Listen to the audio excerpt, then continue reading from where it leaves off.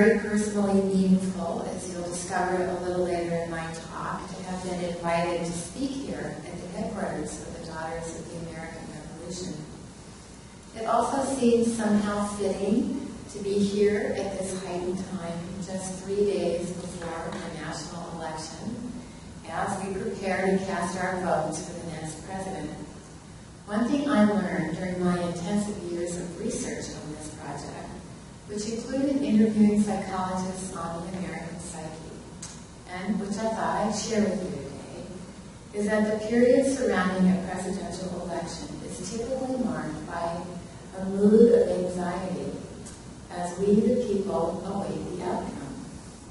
As one economist explained it to me, just being an American requires a great deal of psychological maturity, or the ability to bear and tolerate the uncertainties that come with freedom.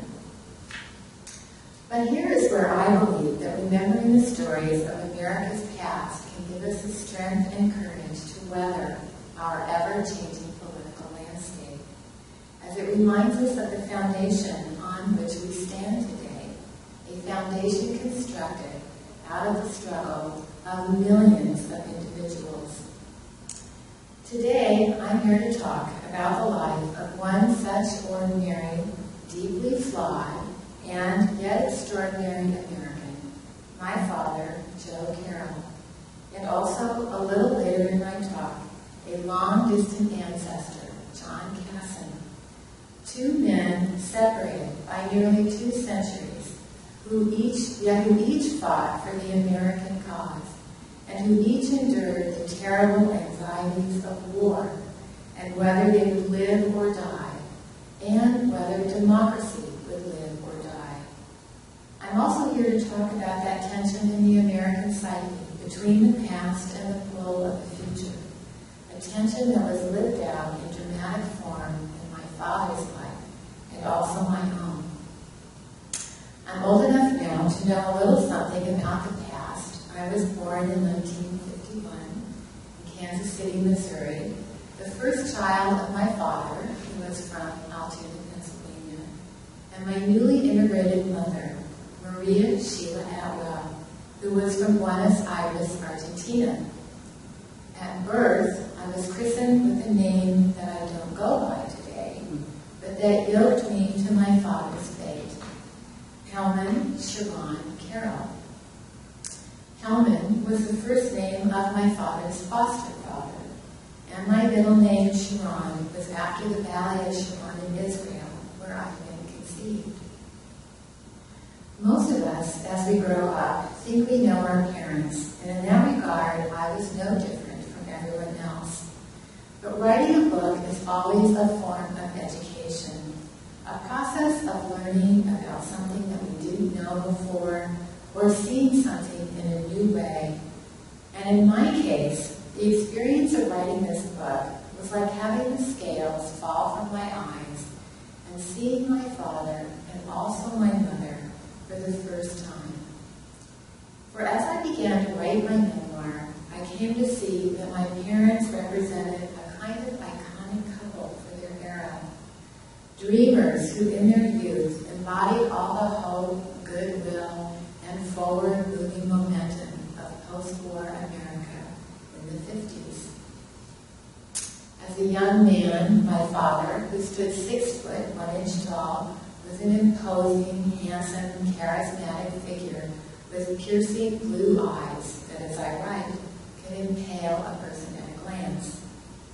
You did not want to mess with my dad, and few people ever did. My mother, a beauty who many said looked like Elizabeth Taylor, also had magnetic blue eyes, curly black hair, and was as friendly and bubbly and vivacious as my father was reserved. At the time of my birth, neither of my parents had any relatives living nearby, or any friends for that matter, and for the first weeks of my life, my young 22-year-old mother sobbed alongside me, lonely and alone, while my father was off flying the skies for TWA, which was headquartered in Kansas City. So right from the beginning, I was born with no past, at least that I knew of. Eventually, my parents moved to a small town named Oak Grove, just outside of Kansas City, where they bought a 200-acre farm. And while I had friends growing up, my father, who grew increasingly reclusive over time, didn't really much like them coming over to our house. Few relatives on either side of my family ever came for visits. And as a child, I even used to wonder sometimes whether Santa Claus would even find my house. So it's no wonder that growing up, I looked inside books, especially mysteries, and that the first thing I wanted to be as a girl was a detective, and then later an archaeologist. I'd inherited a mystery around my very origins, around who I was and where I came from, but I didn't know it then. Each of my parents that would turn out to my ultimate delight as a writer would prove to be a kind of archaeological site, each standing atop layers of fascinating history. But I also grew up not knowing very much about America, my mother country. Ancient Greece, Rome, medieval Russia, all those countries and cultures drew my interest at one point or another, because America just seems so, well, new to me. All that changed when some years ago, right here, downstairs, in the serene solitude of the DAR library, I was handed a file filled with papers describing my patriot ancestor, and in that moment discovered that I myself was a daughter of the American Revolution. For someone who'd once been a hippie and an anti-war demonstrator, and who'd known next to nothing about my own greatest generation father's service during World War II, it was a discovery that would overturn everything I thought I knew about myself and about my family. But this discovery proved startling in another way, as it turned out that it was through my Argentine-born mother, not my third-generation father of Irish descent, that I could claim this heritage. Ever since that light bulb moment in the DAR library, the whole field of ancestry has come to mean so much to me. For what is ancestry, if not history made personal? Even as we now know, encoded into our very genetic inheritance. As the great psychologist Carl wrote, aren't we all the carriers of the entire history of mankind? These words of Jung came alive to me when one night, just after I had begun my book, and at a time of great personal crisis, I dreamt that a cleft in the ground opened, and a stream of ancestors dressed in colonial clothes walked up out of the earth to give me their support. It would be the first of many dreams as I wrote my memoir. In fact, since writing my book, I've become a big fan of those ancestry shows on TV, Who Do You Think You Are, and Finding Your Roots. And every time I watch one of those shows, I cry.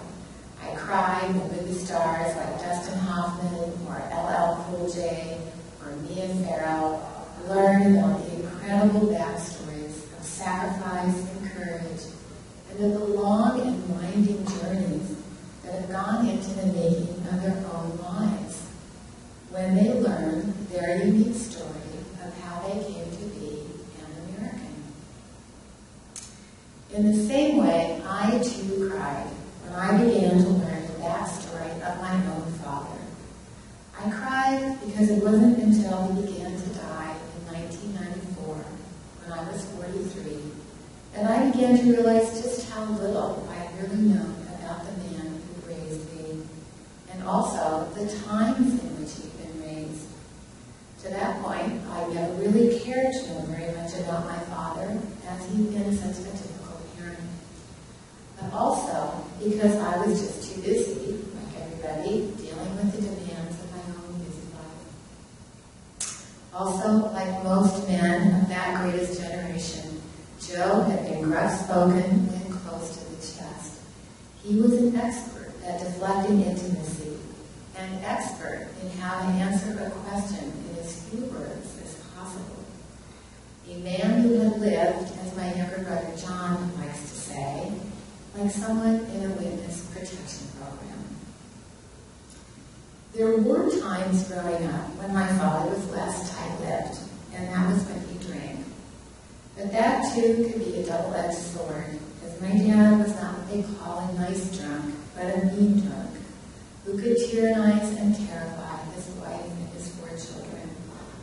And that was the other thing that kept me at a distance from my father, and that was his alcoholism, a topic that figures largely in this book. We know so much about addiction today, but in the 50s and 60s, when I was growing up, talking about alcoholism was not just a taboo, it was barely even recognized as a problem. Still, despite all the barriers between my father and myself, I was my father's daughter. I looked like him, I had his blue eyes, and despite his epic flaws and the eventual tragic turn of his life, I even adored him. To give you an idea of the kind of complex man my father was, I'd like to read this passage from the opening scenes of my book. No, there was nothing remotely mild or pallid about Joe. He met life full on with everything he had. He could grind a field mouse beneath his heel, flail a horseman with a long Argentine whip, and pick up a cat by its tail and hurl it across the field, causing me to squeal in fright and disgust.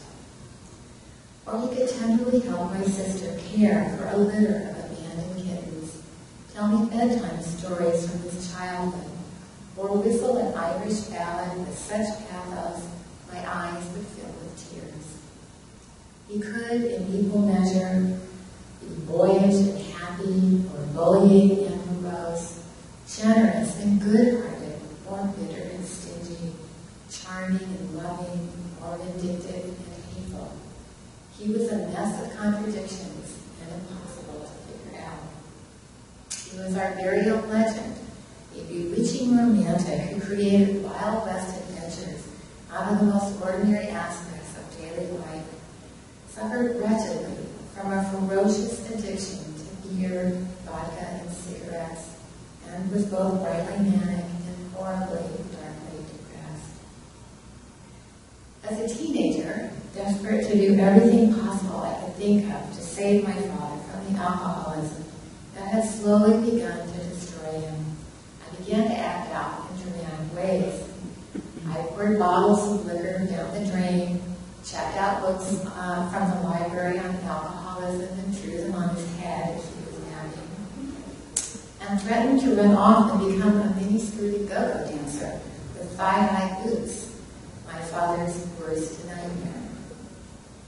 But when none of these schemes worked, and when my own sanity was at risk, I knew that it was time to leave home.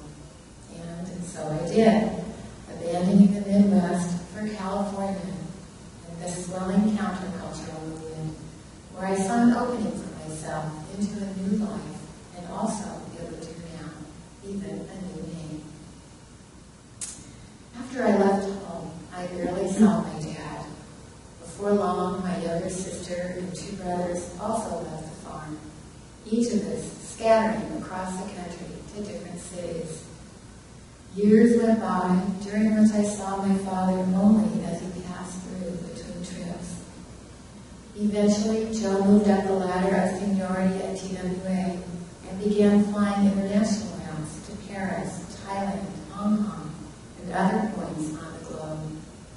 And eventually, my mother and father, in a last-ditch attempt to save their marriage, and in the misguided hope that Joe might stop drinking, sold their farm and made the radical decision to move to Guadalajara, Mexico. But as psychologists can tell you, changing places doesn't always rid us of our problems, and my father's alcoholism only worsened. After just 2 years, my parents divorced, and my mother returned to Kansas City, as it was the only home she'd ever known in this country. My father stayed on. It didn't matter where he lived, as long as he was close to an airport. eventually married a young Mexican woman. In 1985, my father retired from TWA. He was just 63, but exhausted from his life of perpetual traveling and physically worn from drinking. He looked much older. Among the things I kept after he died were 3 of his passports that seemed to document his decline. In the first, when he was 53, Joe still looks like the man he once was, but older. In the second, when he was 58, although age, alcoholism, and suffering have begun to etch themselves into his face, he's still a man who raised me. But in his last passport, dated 1985, the year of his retirement, all resemblance of the young Joe have vanished. In his place, as I write, is simply the saddest-looking human being one can imagine, with a face as bleak as those photos of starving orphans, tortured prisoners, patients with pain-racking disease, or beaten animals. I cannot look at these photos for long, for throughout all the changes and travels of my father's life, one thing had remained a constant, and that was his drinking. In 1993, my father became ill and was diagnosed with prostate cancer. By then, he and his second wife had moved across the border to Corpus Christi, Texas, so that he could receive better medical care. By then, too, I had all but given up on having any kind of a normal relationship with my father. I'd accepted who he was and had long ago stopped trying to get him to quit drinking. I knew, too, that he would probably die young, and in fact, in some ways, I've been preparing for that for as long as I could remember. Also, for as long as I could remember, I'd imagined that my father would die in a wreck of his own careless making, drunk, lying in a ditch by the side of the road. And while that didn't happen, Joe did, in a way, die through an accident of his own making, when he stubbornly refused to go back for further treatment of his cancer. By the time he finally did return to his doctor, it was too late. Rather than prescribe any extreme measures, his doctor simply said, sometimes it was best just to let things take their course. One of the hardest phone calls I ever received, in fact, was that call from my father, telling me about his visit to the doctor, and then, unusually for him, humbly admitting, "It's my fault, pal," as he used to call me. "I did it to myself." But what happened next in my father's story was as unpredictable and unforeseen as I could have ever imagined. For when my father began to die, he was assigned to home hospice care. And with this decision, my father's whole trajectory changed. Not long after he'd been assigned to hospice, Dad called to tell me about his new nurses.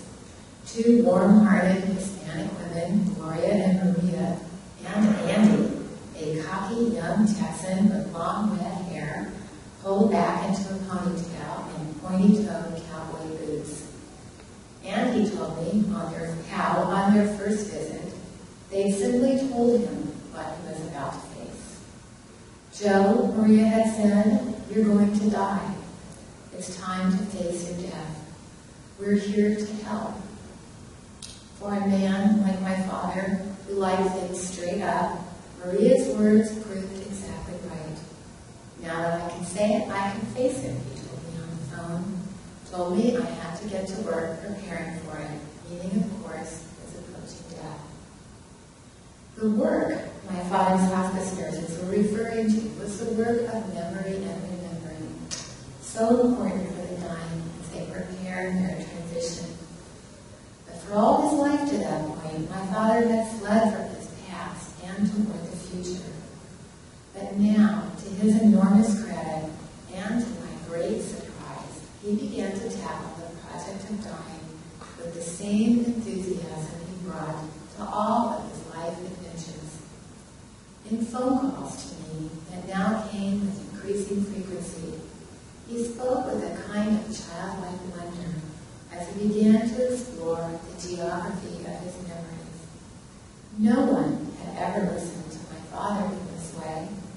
Raised in the macho culture of his time, he'd never been in therapy as I had never had the support necessary to revisit the traumas and the dramas of his childhood. One day, Dad called and asked if I'd like to come out for a visit. And so, overcoming my usual hesitation, I did. On the second morning of my visit, Joe asked me to fetch him the cardboard shoebox stuffed in among his other papers. After finding it, and then sitting next to him, he asked me to show him the photos. And over the next hours and days, I brought them out. Faded black and white photos dating back 50 or 60 years of all the family on his side that I never met and was now just meeting for the first time, and that he himself had long forgotten. There was a photo of my grandmother Minnie as a young woman with several of the 9 children she'd born, and who I learned for the first time that day had suffered from polio as a girl and had gone through life with a crippled leg. There were photos of his long-lost brother Bob, who vanished from his life, and whose story I would learn after my father's passing. And also of my Irish grandfather, George Carroll, an unsmiling, thin, tired man dressed in work clothes, his long hands dangling from his sleeves, that I realized with a shock when I saw them for the first time resembled mine. There were also photos I saw that day of the plain white clapboard house where Joe had been born, right on the border of the Appalachian Mountains, where he'd run wild with his brothers, and where during Prohibition there had been illegal stills. And there were antique photos of the mighty Pennsylvania Railroad, where my Irish and German grandfathers and my 2 great-grandfathers had labored. In addition to its railroad laborers, Altoona also had its wealthy elite. And that day, sitting beside my father, I came across photos of a sophisticated-looking couple posed before a stone fireplace with an oil painting above it. "Who are these 2?" I asked him. "Those are the Glovers," he said. "That's Dr. Hellman Glover and his wife, Dorothy." I had, of course, known the story of my namesake and how I came to bear his name, Hellman. It would prove a heavy yoke to bear, as the story turned on a tragedy that befell my father's family right in the middle of the Depression, and right on Christmas Day. A tragedy that would lead to my humble and hard-working grandmother Carroll being forced out of her home and taken in as the Glovers lived in Maine, while my father moved in as their adopted son, with all the privileges of wealth, including a convertible, membership in an exclusive hunt club, and also eventually an education at Parks Air College in St. Louis, that in turn led to his profession in aviation and his way out of Altoona and into the world. My mother used to say that what happened to my father and to his father was more like a movie than real life. But to me, it seemed more like a story straight out of Dickens. After my father died, I took these photos and a few other mementos of his, including his TWA uniform, home with me. I resumed my writing, publishing columns and feature stories. But with my father's death, something had changed. The year before he died, I signed a contract with a major New York publisher to write a book called America on the Couch, based on interviews with psychologists on American myths and archetypes. But I was depressed and overwhelmed with the demands of writing a regular column and a book, while also raising 3 teenage sons as a divorced mother. Consequently, I turned in a manuscript that wasn't very good, and that my publisher rejected, even canceling my contract. It was all very dramatic, and I was really devastated. But this talk today is part of a broader topic on creative nonfiction, and what happened next is a good example of how fate of those larger forces outside our individual control that George Washington called authors and causes can interfere or intervene in unexpected ways to change even our creative direction. So there is a story that this book tells, and then there is a story of the book itself, and how it came to be, and how it came to be published. For me, this event happened when I sent my rejected manuscript to an independent publisher called Electric Books in New York. The editor dutifully read the entire 600-page, double-spaced manuscript I'd given him. And when we next met, he pointed to several passages he'd written about my father as he was dying and said, here's your story, here's your book. Write about your father's life as a way to talk about our American myths of independence and heroic individualism. I was given a one-year deadline, which again, being a dreamer and a hoper like my parents, I blithely believed I could meet.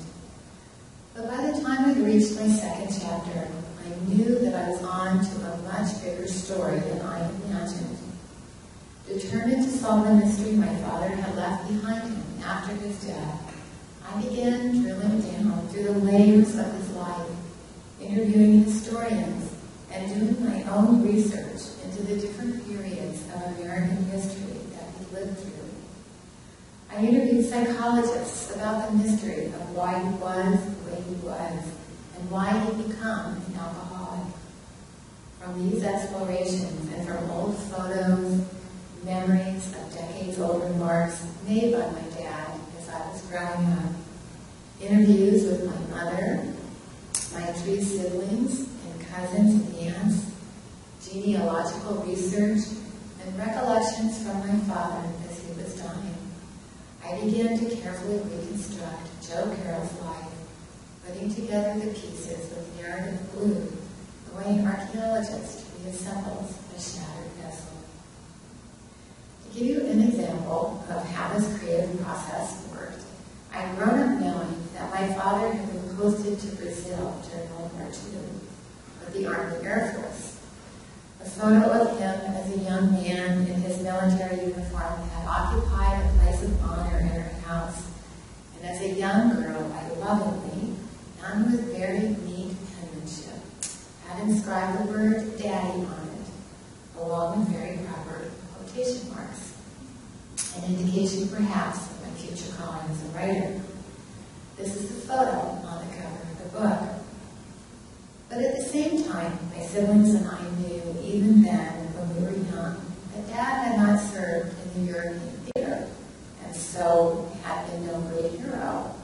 But how would we have even known this? The most he'd ever said about the war fit into one small paragraph. Got sent to Natal, Brazil, flew cargo planes, repaired planes, and took plane parts back to Africa. It was a staging ground for the invasion of Japan. Had a Brazilian girlfriend, boy was she sweet. Loved Rio, man who was beautiful. There was brief mention of dangerous missions aboard patrol bombers and planes that crashed in the jungle, and a speck of an island in the middle of the Atlantic Ocean, where planes refueled on the way to Africa. Many times, and now to my great regret, my siblings and I would even tease my father about what a hardship his military service must have been. Oh, Brazil, we'd laugh, rolling our eyes. That must have been really tough. Even in writing this chapter, titled Love and War in South America, my first impulse was to skip over this part of my father's life. But since his assignment to Brazil had played such a fateful role in his career, and also how he met my mother, I decided to do some digging around. And what I discovered, not only about my father, but about the role of Brazil in World War II, and also about the story of aviation, was completely unexpected and far more eventful than he ever let on in that one small paragraph he shared with us. Joe entered the war late in May 1945, following his graduation from Parks Air College, where, as I mentioned, he'd been sent by his foster parents. But Parks had also been part of a war effort. It was one of many civilian aviation schools that had opened under President Roosevelt's directive, ordering a massive expansion of American air power in order to compete with the Germans. After graduating in 1944, Joe moved next to Los Angeles, and he began employment with Western Airlines. Since the start of the war, America's commercial airlines had all come into contract with the War Department to supply our troops stationed in battlefields of war around the world. A special division, the Air Transport Command, or the ATC, had been formed as a wing of the Army Air Force. Commercial planes were turned into supply carriers, and civilian pilots were turned into service pilots. These were not the swaggering bomber pilots like my Uncle Bob, who waged those epic air battles over Europe, Africa, and Japan. Instead, these were the scrappy pilots and the navigators who never took themselves very seriously. Young American boys who jokingly described their planes as a trucking business or a flying boxcar. But without the supply operation the ATC ran in their cargo planes, the war simply could not have been won. Artillery, ammunition, military personnel, engine parts, fuses, bombs, Chinese money, wounded and dead soldiers, medicine, German prisoners, and all the depressing junk of war, as one pilot described it, weighed the planes down, making it difficult for them to maintain safe altitudes. These were still the early days of aviation, and the planes themselves, too, were rustic compared to today's aircraft, with cramped cockpits, no temperature control or radar, or even sometimes runways to land on. Though the story of the ATC and its intrepid crews did not survive into our time, it blazed into the limelight at the height of the war. Dubbed the Fireball Express, the ATC's 28,000-mile supply runs from Miami to India and back again were splashed across the pages of Life and the Saturday Evening Post, with reporters and photographers competing to hitch rides on flights girdling the globe. Had it not been for my father's brash, cocky young bravura, however, all the qualities that would make him a good airman, he might never have been posted abroad with the ATC. But when a high-ranking officer passed through his base in California and asked my father to replace one of the tires on his plane, Joe refused, giving it an arrogant kick and insisting that it had 300 or 400 more landings in it. At the end of the stalemate, it was the officer who backed down, but not without consequences.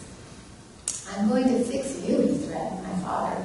"I'm going to send you to Brazil." Just as I wondered as a young girl how sending my father to Brazil had posed such a threat, and as I still wondered that, I also, at this point in my research, wondered why he'd been called up to active duty at war's end. By then, Hitler had been vanquished. But as I learned in that ominous summer of 1945, few actually thought that the war had ended. One last enemy, Japan, just as my father had said, remained. As a consequence, many things had been set into motion worldwide in the military to prepare for that event. And so, swept up in the colossal forces of war and history, my father was posted to Natal, Brazil, as part of the South Atlantic wing of the Air Transport Command. And despite my girlish mockery of Brazil, that country had indeed, I discovered in some fascinating research that highlighted what seemed to me like a lost piece of history, played a very critical role during the war. it all came down to geography. As the closest point in the Western Hemisphere to Africa's Gold Coast, Brazil's northeastern bulge jutting out into the South Atlantic had become strategically important, as it offered a jumping-off point for the limited-range planes at that time. As the war got underway, the string of cities along the northeastern coast of Brazil became key bases for supplying the Allies in Africa.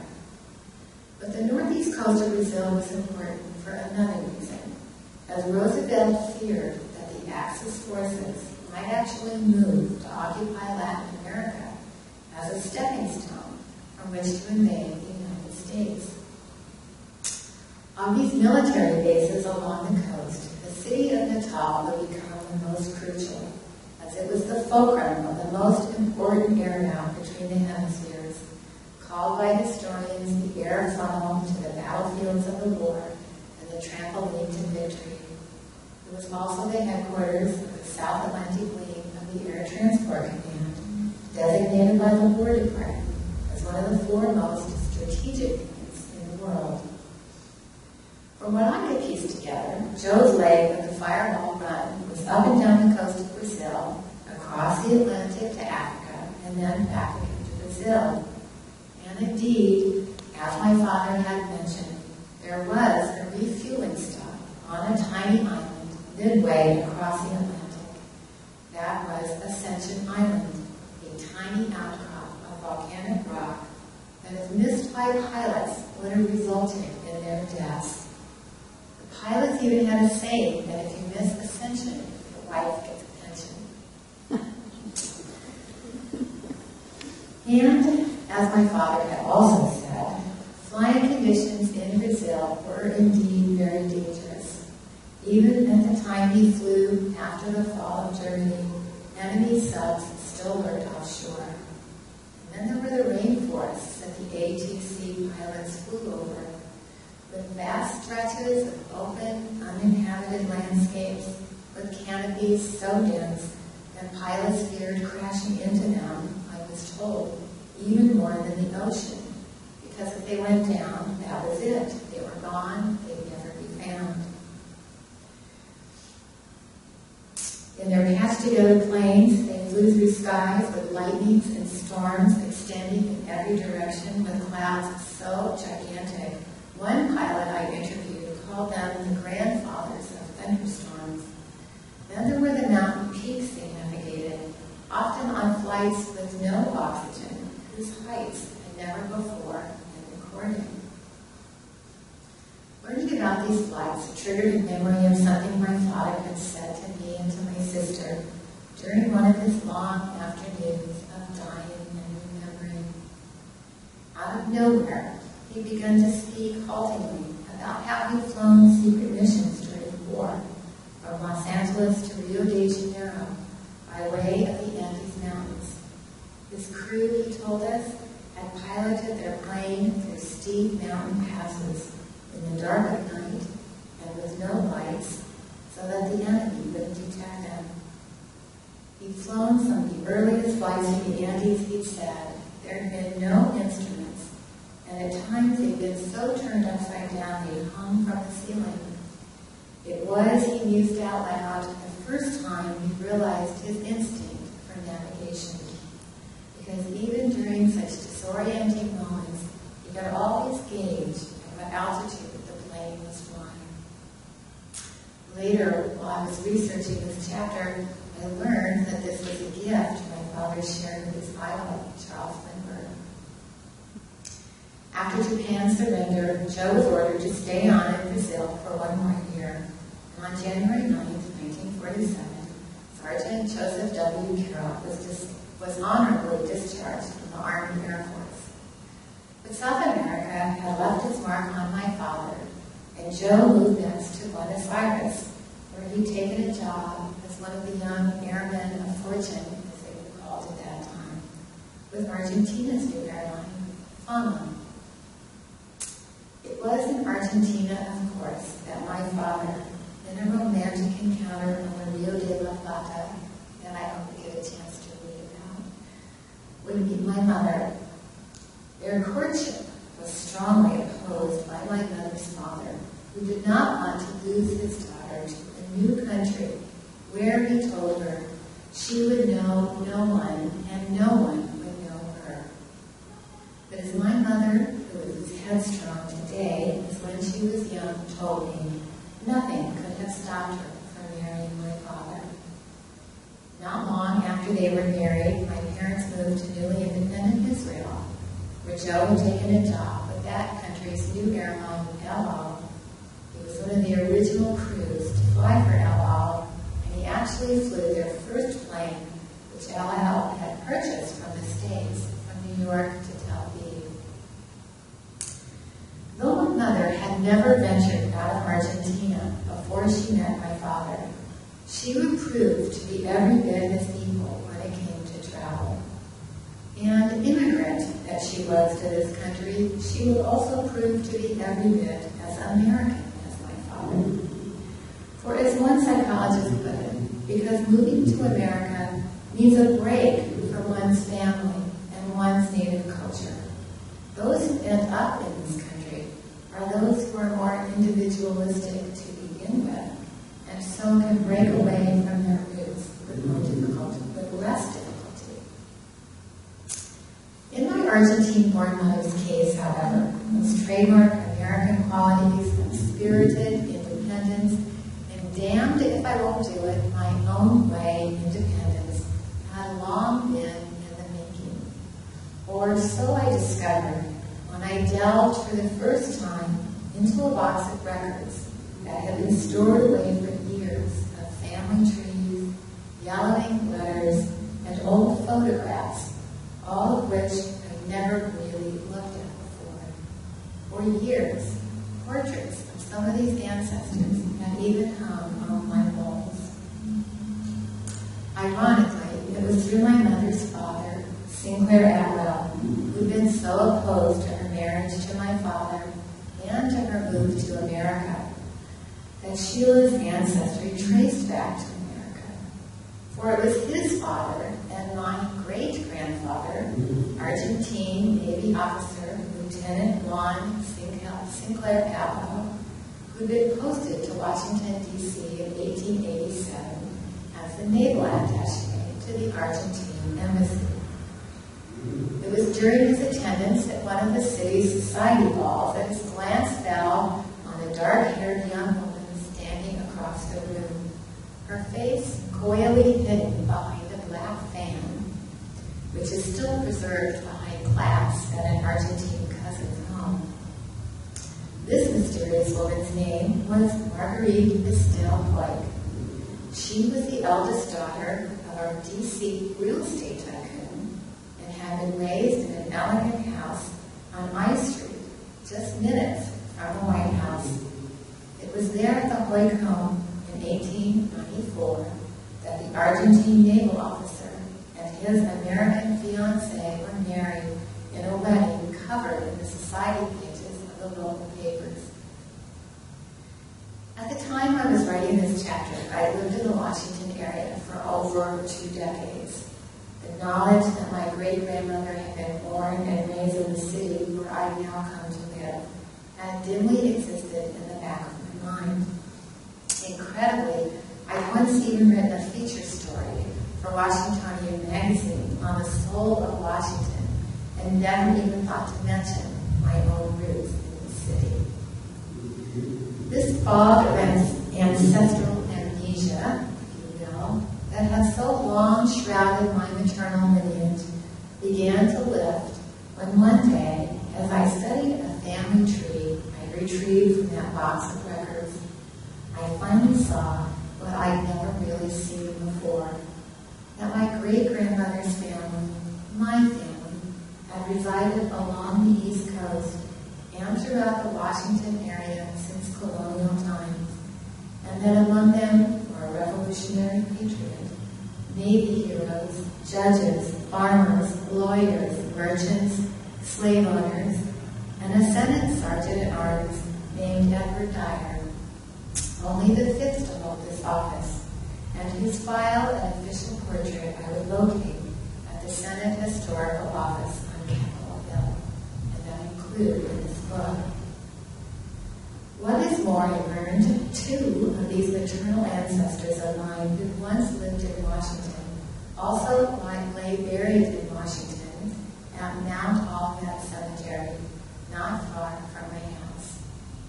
Because I can't say it any better than I've already written it, I'd like to read you this selection from my visit there. This foray into my distant past culminates with a pilgrimage to the graves of my Washingtonian great-great-grandparents, Mary Margaret Dyer and Jessie Van S. Hoyt. When the manager calls to tell me he's finally located my ancestors' plot, I am charged with anticipation. Now that these burial sites on my family tree have been proven to exist, I cannot wait one more day to see them. Barely stopping to grab my purse, I race outside to my car.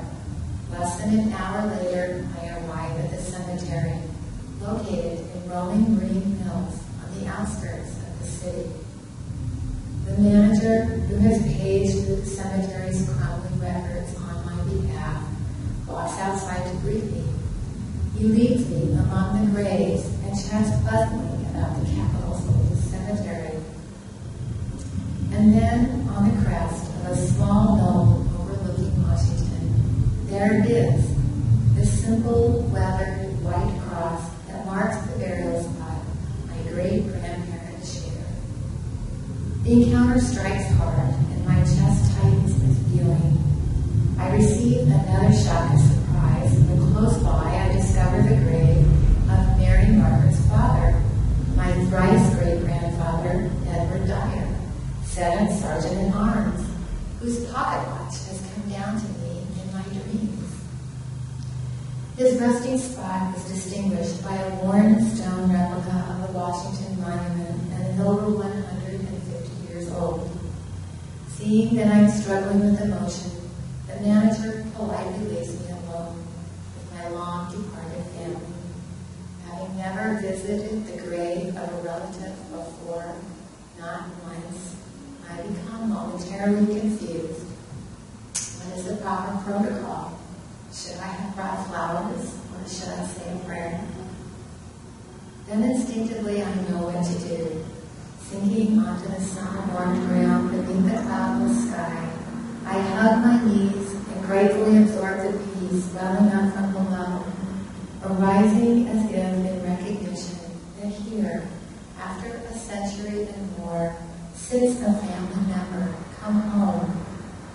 As I rest in companionable silence with my forebears, whose stories I am just coming to know, something clicks into place.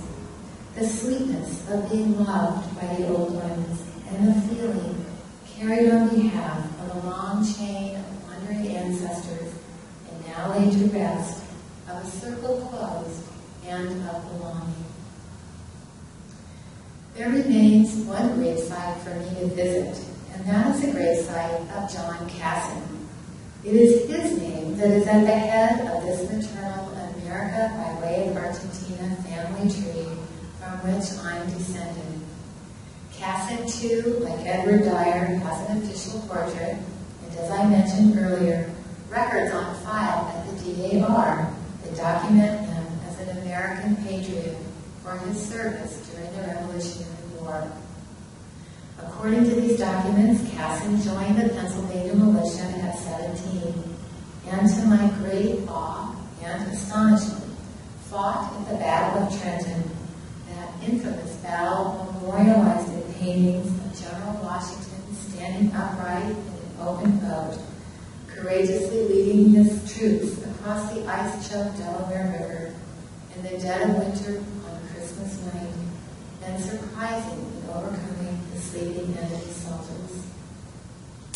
Casson, his obituary noted, was also engaged in other interesting points during that war, which, as I recently learned, included Valley Forge. After the war, Casson became a merchant seaman, and then, during the Adams administration, was asked to help found the U.S. Navy. So he, too, moved to Washington, or Washington City, as it was called then. where he helped to establish the Washington Navy Yard, and which he also helped to defend during the War of 1812. Still on active duty into his 60s, Casson became commanding officer of the Navy Yard at Charleston, South Carolina, where he died in 1822, and where he now lies buried with his wife, Anne. Prior to learning about this ancestor line, my knowledge of the Revolutionary War and of the founders had been fairly cursory, almost cartoon-like, I regret to say. But the discovery that my own fifth great-grandfather had endured the brutal conditions and the pivotal battles of the Revolution, and had even fought alongside George Washington and with other great generals, such as Henry Knox, proved to be one of the big turning points of my life. Coming face to face with the burly, proud profile of Commodore Casson in the history of the U.S. Navy, and then later seeing the original engraving of his image at the National Portrait Gallery sent yet another jolt of me. As a student of meditation, I had spiritual awakenings. In therapy, I had psychological awakenings around my personal complexes. But the discovery that I was descended from a revolutionary patriot stirred in me an American awakening. This discovery of my patriot ancestor, as well as all the other early American ancestors I was descended from, also had a great impact on my mother. Living and raising her children in a small Midwestern town in the 50s as an immigrant from South America, no matter how European she looked or sounded, and despite the town's warm friendliness toward her, had always made her feel like an outsider. My mother, too, although she could never quite put her finger on it, suffered intense frustration around her culturally complex background that she dimly knew included being American. This surfaced in a strange incident when I was in the 3rd grade during a visit to my classroom by the local chapter of the Missouri Daughters of the American Revolution, when they announced that they'd be choosing one new member from each class. I might not even have remembered this incident had not my mother, upon learning that I had not been chosen, drawn herself up proudly and exclaimed, "You should have been chosen." But she could never tell me why, or what she meant by that, or even why it had been so important to her. Some 50 years later, when I was able to share with her the Revolutionary War soldier that I discovered in her background, she fell silent. So she finally replied with a deep sigh, "I could have been in the DAR after all." I wonder if that would have made me feel less different in this country. She's quite proud I'm here today, by the way, speaking. In the last years of his life, after his retirement, my father, like my maternal ancestor, John Casson, also felt the call of the sea, buying a boat, and before he became too ill, began venturing out into the Gulf of Mexico. On our final visits with him, my siblings and I had found solace walking along the shores of the Gulf. As my father's dying progressed, and as he drew nearer to the end, he continued to show great courage with the work of remembering and reconciliation he begun under the care of his hospice nurses. He invited his older brother, Paul, whom he hadn't seen in decades, for a visit, and which culminated in a tearful reunion with the two men sitting side by side on my father's bed, poignantly recalling their on-the-go boyhood in the hills of Altoona. To please his wife, Hilda, who wanted a Catholic funeral for my father, as did the rest of us, he overcame a lifelong hatred of the church he nurtured since childhood. There's a story attached to that in the book. Allowing a very quirky priest named Father Fred, a real character who once been a member of a traveling troupe of actors and musicians, and who suffered polio as a child and so walked with a limp, to take his deathbed confession. There was even a deathbed wedding officiated by Father Fred, along with takeout from Red Lobster, my dad's favorite restaurant.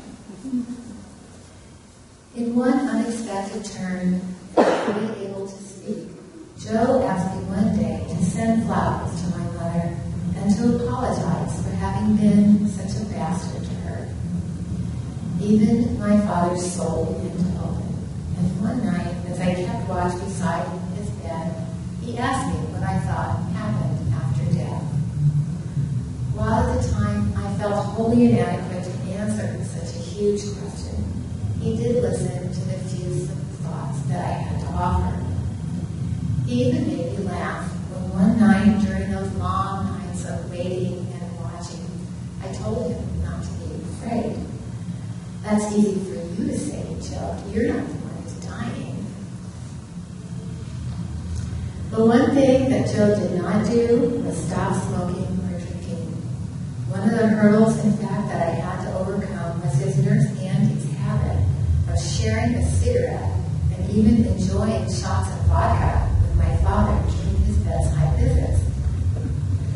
When I confronted Andy about this, because I was really appalled, and so were the other hospice nurses, and it stirred up quite a drama, Andy told me that this was my father's party, so to speak, that he wasn't getting out of bed, he wasn't getting behind the wheel of a car, much less getting out of bed, and that he should be allowed his last pleasure. Later, though, I learned that this was highly unorthodox and not standard hospice practice, although it just seemed to fit with the kind of man my father was. There's much, much more to my father's story in my book, including what I came to learn about the underlying causes of alcoholism, war, and PTSD, the psychology of childhood trauma and immigration, and that helped me to explain and understand my father as well as my mother and their troubled marriage that had been marked by such enormous cultural differences.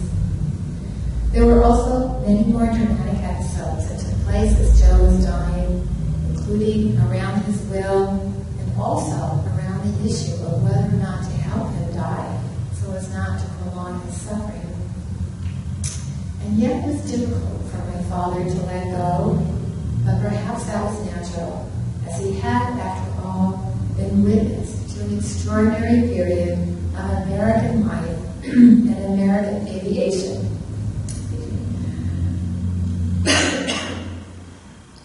As the president of TWA had written to Joe upon his retirement, you have seen TWA and world aviation move from the Douglas DC-3 to the wide-body jets as participants, not just observers.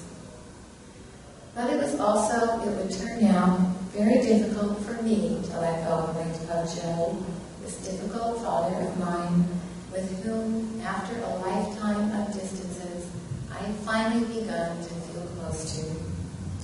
With the help of his hospice nurses and Father Fred, I had been able to say my final goodbyes, and when Joe took his last breath, I was by his bedside, along with my stepmother and my siblings. At his funeral, which was held before an empty church, as to the end of his life, my father had remained a recluse. I recall the special rite of departure that my father and I had shared before each of his trips as I was growing up. On the day he was to leave, I'd wake up early and lie in bed and listen as he moved about the house, making coffee, whistling softly, and packing. When the door shut behind him, I'd go to my window and watch my father load his bag into his truck and then start the engine. As he passed in front of my window on his way to the airport, he'd slow his truck briefly and look up at my window. Then we both smile at each other and wave goodbye.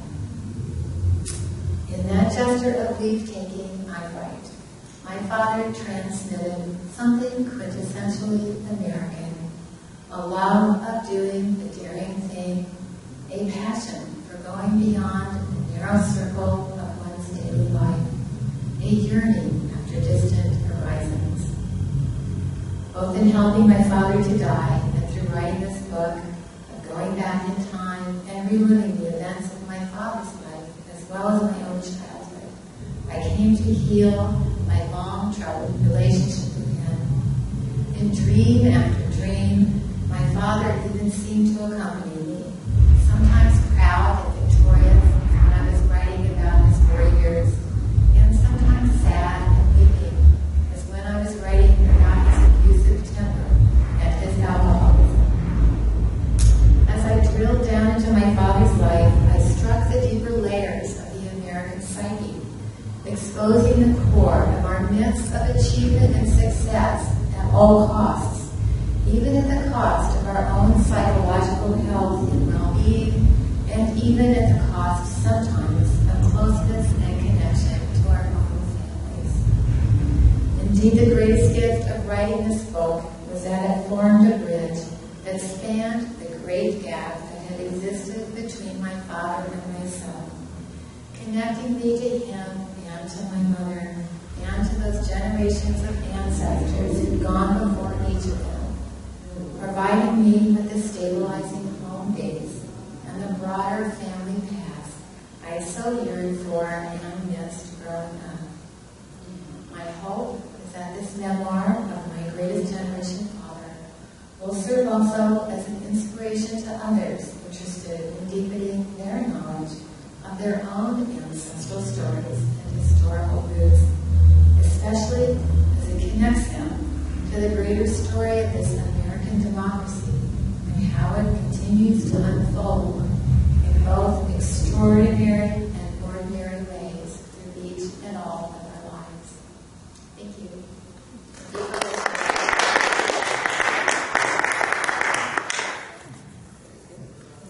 So if any of you have any questions, I'm happy to answer. Sure. How long did it take you to write the book? Oh gosh, I began it, as I said, the first sort of version in 1994, and I didn't finish it until almost 20 years later. So it took me a long, long time. Is your mom still alive? Yes, my mother's still alive, and as I said, she was very proud, somewhat trepidatious about me coming here today. Well, she said, your father really wasn't an Icarus. He was just an ordinary man. And so were they all? Yes, but that was the point. And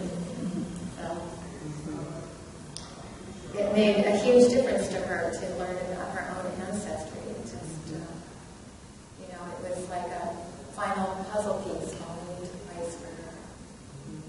She still lives in Kansas City? She still lives in Kansas City, but no family lives there. And we're trying to have her move here, but she remains very independent and likes her independence, as she says. She's 88. And has she ever become a member of DAR? No, and I have yet to become an actual member.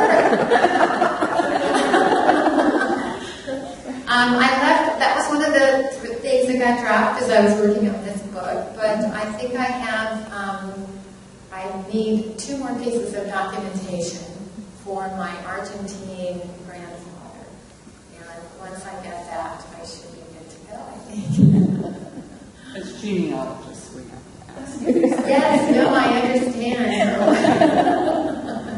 Have you written for those pieces of documentation? I think I can find them if I go here. Apparently, if I look, I think that the last I was told, if I go to the library, the DC library, there might be archives of mentions of my grandfather when he lived in this city.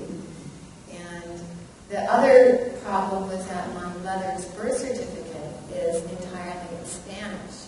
That's not a problem. It's not a problem. It's not a problem. Enough of us speak Spanish. It's not a problem. Oh, okay.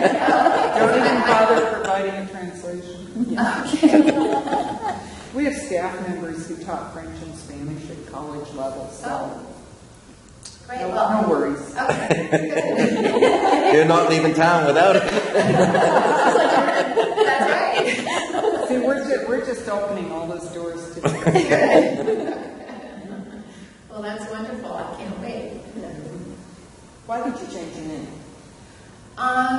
Well, first of all, because I was, when I left home, I went to California and I joined a spiritual group, and part of that was being given a spiritual name.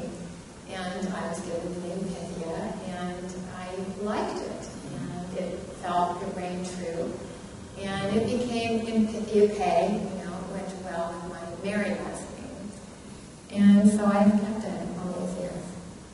Sometimes I think that maybe I should go back. And it was actually one of the things that I learned from my stepmother after my father died, that my father had always been very disappointed that I changed my name. And he wanted me to change my name back to Ellen. And my stepmother actually, it's in the book, it's a scene with her, and she demands that I do that. And, it wasn't a family name, it was the name of his foster father. And it came with a lot of psychological weight. So it's still kind of an issue for me. But for now, I'm Pythia. I think you said you have a brother and sister? I have 2 brothers and 1 sister. Have they read the book? Yes, they've read the book, and they were wonderfully helpful all through the writing of the book. And I recall a lot of things that I didn't remember, they would remember. And so it was very cathartic for them, and they were very happy with the book. My youngest brother, John, is a journalist, and so he read it as a writer's on, and I got the all clear from him, so that was good. And my mother was very helpful also. She sent me letters and telegrams, and I would call her on the phone and she would tell me stories, and she was very open. I couldn't have done it without her, actually, because there were many things I wouldn't have known than what she told me.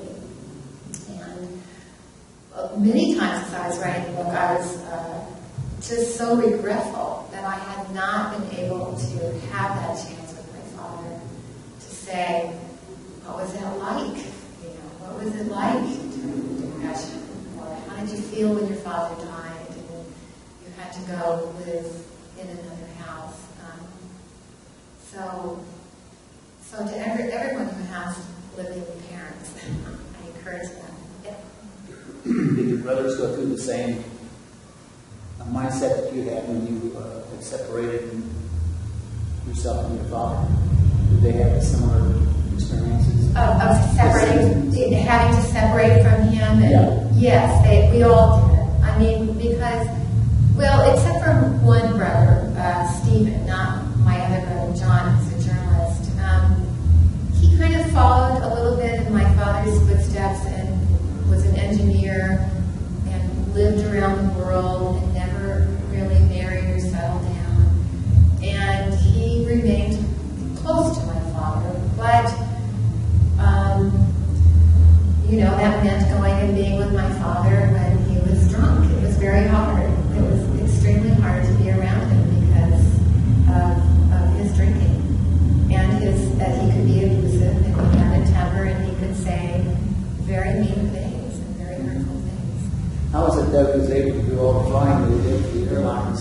He was stayed with Well, I knew that question would come up, and that was a really interesting piece of research in my book because it might be different now, but when I was writing the book, there actually was no written rule about not drinking, but there was an unwritten rule that you did not drink while you flew, and they were actually, well, in the beginning of aviation, before it became commercial, before it took the commercial turn, pilots were known to be drinkers. I mean, these were like cowboys. They were the cowboys of the air, and they were super macho. One told me that the most macho men he'd ever interviewed were men who were in the Air Force or who flew.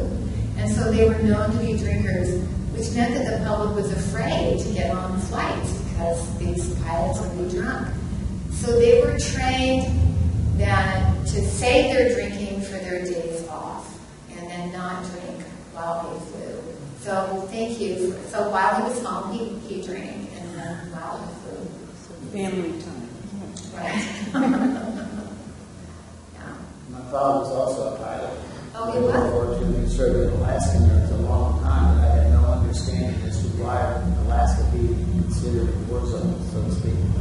Until I learned that the Japanese, in fact, had invaded one of the islands down in the Aleutians. Really? And were planning their attack of the states. And it really was quite an eye-opener for me to realize that you have to do research. I guess I learned that we made a trip up to Alaska and went through one of their historical museums that explained a lot of this stuff. So it was right there on the wall. You started to understand what was going on.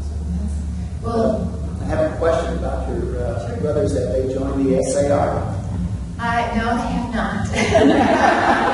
They need, yeah, you get yours done, and then you press them to get theirs done. Well, I'm working on the women in my family first, and I have a granddaughter, I'm happy to say, and that's really important to me now that I do it so that this is in place for her. And I have a grandson, so hopefully my son will, his father will. Well, you have an extremely interesting story to have with patron ancestor you described.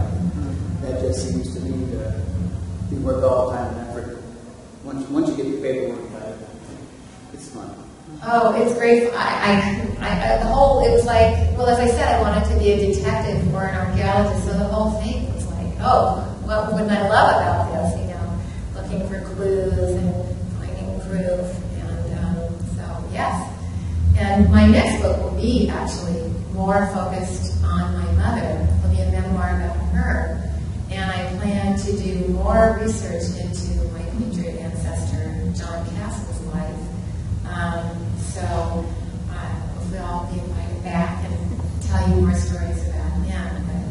But supposedly he was, I haven't actually substantiated this yet, but I was told that he was more close personal friends with George Washington, who even gave him a painting of himself. So Those are history lessons that you want to leave your grandchildren. absolutely. Since you didn't have it to begin with and find it, and you leave it for them. But do you find sometimes that people come to this later in life? Oh, yeah. Because I think it just might have to do with the fact that, when, like I said, when you're young, you're so busy working, raising your family, that you don't have the time for it. I think it's fairly standard. My father told me as a teenager, a young teenager, we had an actually see the American Revolution, and we might want to look at that sometime. Well, he never looked at it. He never It did. was only after I retired from the Air Force that I really got interested in finding out what was going on. So we have some similar threads. Well, I think it's more common than you expect. Yes. There was a North Atlantic route of the Air Transport Command that also went up through Africa and Newfoundland. Yes. Yeah. Well, thank you very much. It's been very informative. Well, thank you, and thank you for coming very, very much. I appreciate it very much.